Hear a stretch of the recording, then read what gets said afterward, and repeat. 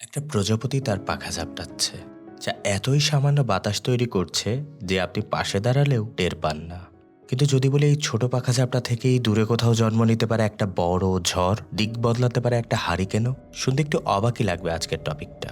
১৯১৪ সালের একটা ঘটনা দিয়ে শুরু করা যাক, যা পরবর্তী পৃথিবীকে এমনভাবে বদলে দিয়েছিল যা কেউ কল্পনাও করেনি। ফ্রান্স ফার্ডিন্যান্ড, হাঙ্গেরির ক্রাউন প্রিন্স, সে বছরের ২৮শে জুন তার স্ত্রী সমেত বসনিয়ায় ঘুরতে বেরোলেন। হঠাৎ তারা রাস্তা ভুলে অন্য পথে চলে যায়, যা তাদের পরিকল্পনার বাইরে ছিল। আর এর মধ্যেই গ্যাব্রিলো প্রিনিসিপ নামের এক সার্বিয়ান বিদ্রোহীর সামনে এসে পড়ে তারা।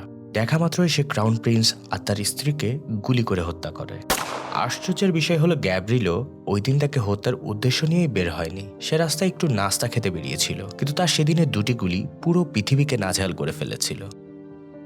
উত্তেজনায় হাঙ্গেরি, অস্ট্রিয়া একযোগে সার্বিয়ার উপর আক্রমণ করে বসে। সার্বিয়াকে ডিফেন্ড করতে সর্বোচ্চ সহযোগিতা পাঠায় রাশিয়া। রাশিয়ার বিরুদ্ধে যুদ্ধ ঘোষণা করে জার্মানি।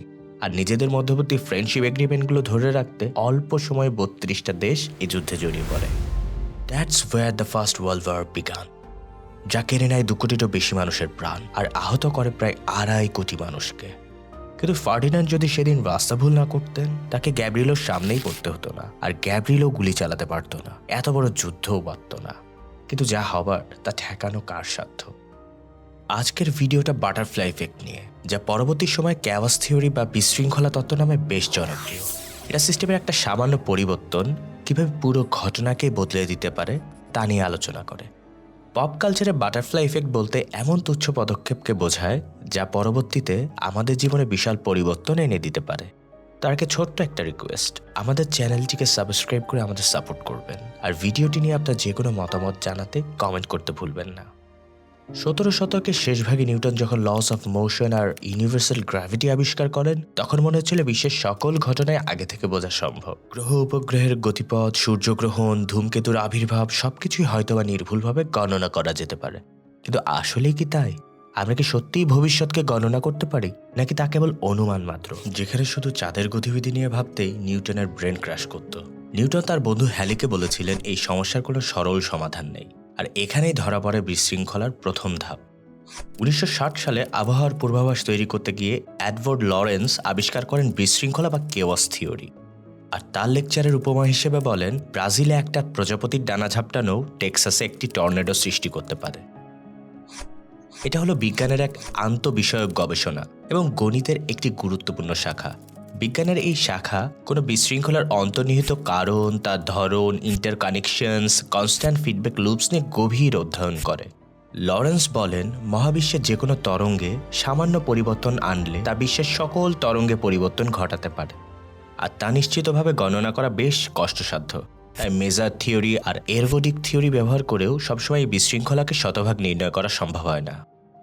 যত যাই হোক, এই থিওরিটা এত ফেমাস কেন? কি লাভ এ নিয়ে পড়ে?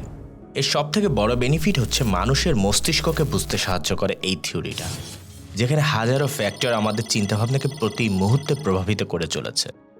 একটা সিস্টেম দেখতে যতই এলোমেলো বা আনপ্রেডিক্টেবল মনে হোক না কেন, এর ভিতরে কিছু অতি সংবেদনশীল প্যাটার্ন থাকে।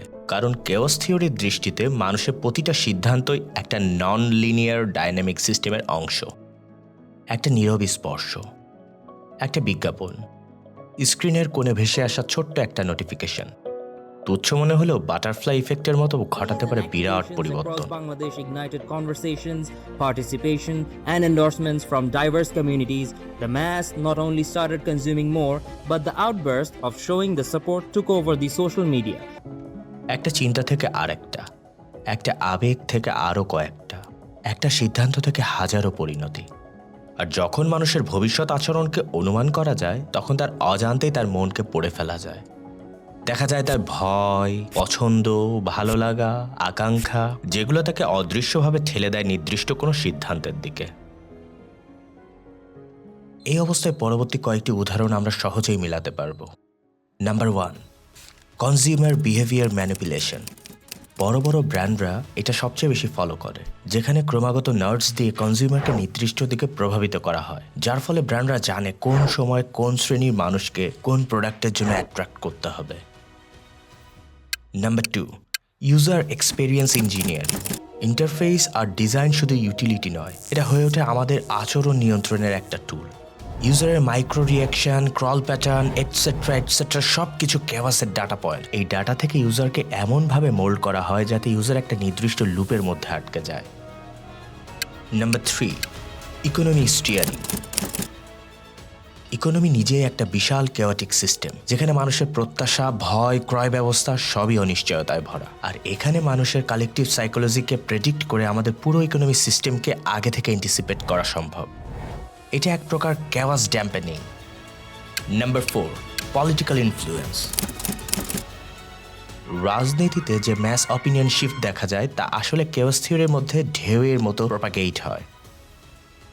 একটা ছোট মেসেজ, একটা কেয়ারফুলি ক্রাফটেড ন্যারেটিভ ধীরে ধীরে স্ট্রেঞ্জ অ্যাট্রাক্টরের মতো পুরো জনগোষ্ঠীর মতামতকে নির্দিষ্ট দিকে প্রভাবিত করে। এভাবে crowd psychology becomes predictable and therefore স্টিয়ারেবল।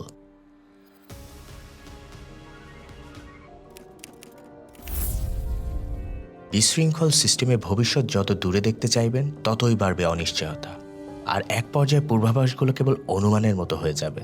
আবহাওয়া বিশেষজ্ঞরা তাই এখন একটা মাত্র পূর্বাভাস দেন না, বরং সামান্য সামান্য পরিবর্তন এনে কয়েকটা সম্ভাব্য পূর্বাভাস দেন তারা। এটাকে বলা হয় এনসেম্বল ফোরকাস্টিং। সিস্টেমে কিছু অনিশ্চয়তা থাকলেও সামগ্রিক আচরণ কেমন হবে তা আগে থেকে অনুমান করা যায়, আর এটাই বিশৃঙ্খলার সৌন্দর্য। তবে এই বিশৃঙ্খলার ভেতরেও আছে নীরব এক ছন্দ, একটা সূক্ষ্ম পুনরাবৃত্তি, একটা দিক নির্দেশীনতা যা অপেক্ষা করছে কেবল একটা ঢেউয়ের। এভাবেই কেওয়াস যেখানে মনে হয় নিয়ন্ত্রণহীন, সেখানেই লুকিয়ে থাকে এটা নিয়ন্ত্রণের সূক্ষ্ম বিজ্ঞান। আর তখন মানুষের একটা স্বাধীন ইচ্ছাও সমীকরণের অংশ মনে হয়। আজ এখানেই শেষ করছি। ভিডিওটি ভালো লাগলে লাইক করুন, আর আমাদের নতুন চ্যানেলটিকে সাবস্ক্রাইব করতে ভুলবেন না। অ্যান্ড থ্যাঙ্কস ভিডিওটা শেষ পর্যন্ত দেখার জন্য।